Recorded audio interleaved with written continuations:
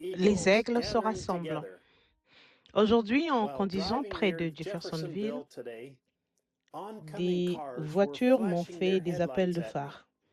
À quelques pas de là, j'ai aperçu deux aigles en train de dévorer la carcasse d'un cerf frais. Un parent et son jeune pigargue à tête blanche. Quelle émotion! Cela m'a rappelé que nous aussi, nous sommes des aigles. Bonjour, nous sommes le 7 mars 2026. Voici maintenant la lettre tant attendue de frère Joseph Branham. Chère superpostérité royale, le temps que nous attendions avec impatience et après lequel nous soupirons ardemment est arrivé. Nous sommes arrivés. Nous le voyons se déployer devant nos yeux. Chaque jour, la prophétie s'accomplit et nous pouvons dire, aujourd'hui, cette écriture est accomplie devant nos yeux. Quelle stimulation par la révélation que celle en train de se produire dans l'épouse. Chaque fois que nous écoutons un message, au-dedans de notre cœur et de notre âme, nous sentons comment cela pourrait-il être encore plus grand et plus merveilleux, Seigneur. Ensuite, il revient de nouveau parmi nous et nous ouin, alors que nous entendons sa voix nous appeler, nous dire, « Vous êtes ma chérie et je vous ai choisi pour être mon épouse. Comme je vous l'ai promis, je viens vous chercher. Je suis en route. Bientôt, nous serons ensemble pour l'éternité. » Nous poussons des cris partout dans le monde, en prenant le ciel d'assaut avec nos alléluia, nos gloires, nos louanges et notre adoration envers lui. Satan a été vaincu. Notre Père a ôté tous nos doutes, toutes nos incertitudes et toutes nos spéculations. Nous pouvons proclamer de tout notre cœur et de toute notre âme que nous sommes la super sémence royale d'Abraham, une épouse royale pour le Fils royal promis. La présence du Seigneur a été tellement merveilleuse alors qu'il nous révèle sa parole comme jamais auparavant. Il a uni son épouse avec sa parole et il nous a placés dans un même esprit, un même accord, formant un seul bloc, écoutant la voix de Dieu parler et nous amener à la perfection par sa parole. Chaque message que nous écoutons est comme un puits artésien qui jaillit dans notre âme, jaillissant, poussant et bouillonnant fraîchement du trône de Dieu. Nous buvons et buvons et buvons, rafraîchissant nos âmes. Mes frères et sœurs, nous sommes l'accomplissement des Écritures qui disent qu'il aura une épouse de la parole vierge. Nous sommes. Aujourd'hui, cette écriture est accomplie.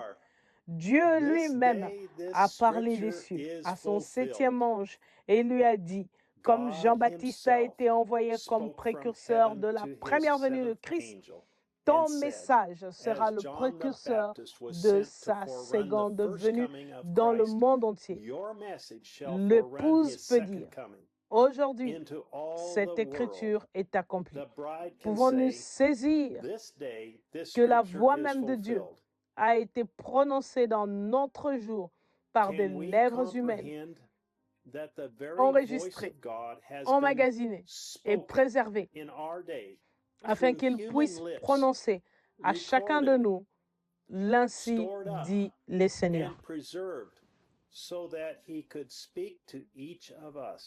Il a fait en sorte qu'il soit possible que nous n'ayons pas à prendre la parole de qui que ce soit, les pensées de qui que ce soit, les idées de qui que ce soit, que nous puissions simplement nous asseoir et écouter sa voix, nous adresser directement sa parole pure.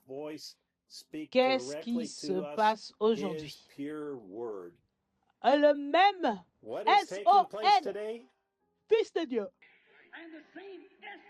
qui est venu à l'Est et qui a confirmé qu'il était Dieu manifesté dans la chair. C'est ce même S-O-N, Fils de Dieu, qui est ici dans l'hémisphère ouest, qui s'identifie au milieu de l'Église ce soir. Le même hier, aujourd'hui et éternellement. La lumière du soir du Fils est venue. Aujourd'hui, cette écriture est accomplie devant nous. Sommes-nous dans la volonté parfaite de Dieu en disant et en croyant que passer les bandes est la voie pourvue par Dieu pour son épouse?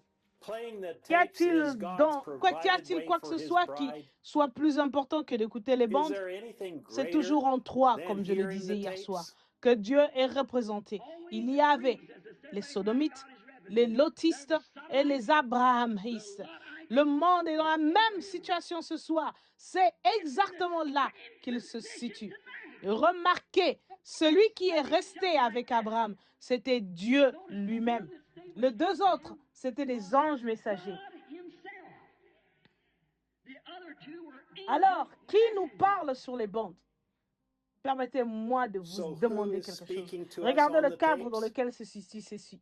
Maintenant, Abraham a appelé cet homme qui lui parlait Elohim. Le mot hébreu Elohim signifie celui qui est entièrement suffisant, celui qui est l'éternel. Elohim, Dieu lui-même. À quel point est-ce important d'appuyer sur lecture? Un jour, le Saint-Esprit viendra faire la même chose et de prononcer un seul mot contre cela, cela ne sera jamais pardonné. Ça, ce jour-ci, où tous les éléments de la parole doivent s'enchaîner, de prononcer un seul mot contre cela, ça ne sera jamais pardonné, ni dans ce monde, ni dans le monde à venir. Nos alléluia et nos louanges au Seigneur de la semaine dernière n'étaient qu'un préparatif pour nous préparer à ce qui va se passer ce dimanche. Alors que l'épouse s'unira une fois de plus et écoutera Dieu nous encourager et nous rassurer en nous disant que nous sommes ceux qu'il a choisis et qu'il vient bientôt pour nous amener à notre grand souper des noces, puis à notre demeure future. C'est ici la journée que l'Éternel a faite, qu'elle soit pour nous un sujet d'allégresse et de joie. Frère Joseph Branham. Aujourd'hui, cette écriture est accomplie. Message du 19 février 1965.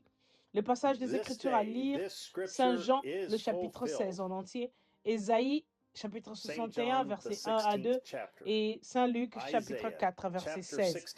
Veuillez ne pas oublier le changement d'heure à Jeffersonville ce week-end. Jusqu'à la prochaine fois, que le Seigneur vous bénisse. www.branham.org/en/apps